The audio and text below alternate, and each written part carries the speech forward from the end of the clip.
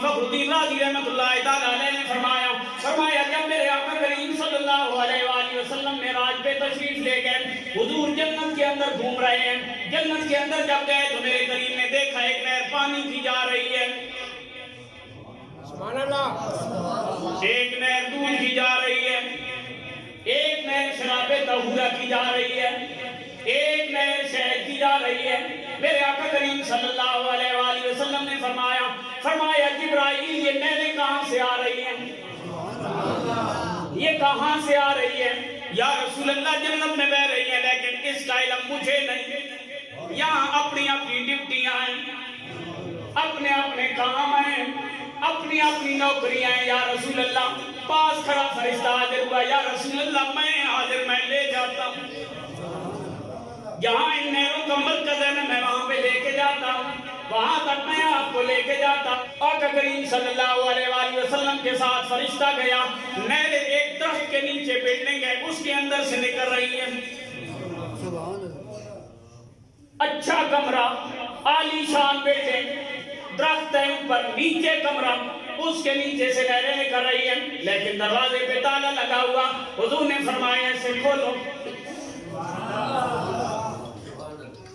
فرشتہ کہنے لگا حضور اس کی چابی میرے پاس نہیں، آپ کے پاس ہے۔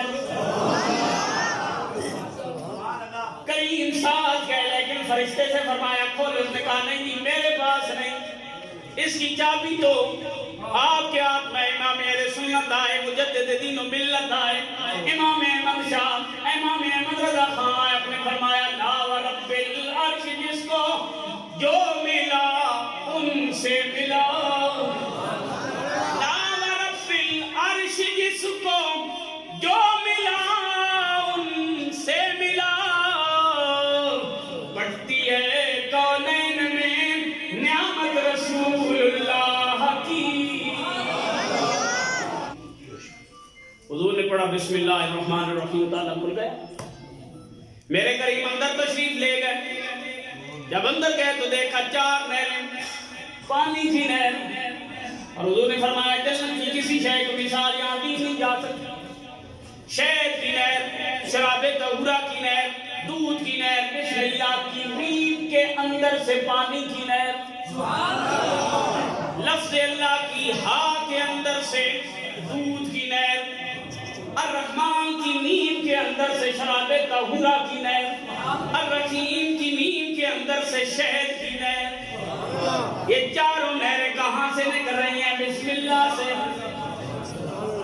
بسم اللہ سے نکل رہی ہیں۔ میرے کریم نے جب یہ دیکھا، ادھر اللہ کریم کی طرف سے محبوب کریم کو پیغام دیا، پیارے آپ کا جو امتی زندگی بھر بسم اللہ کا ورد جاری رکھے گا ہم اسے 4 نہروں کا پانی پلائیں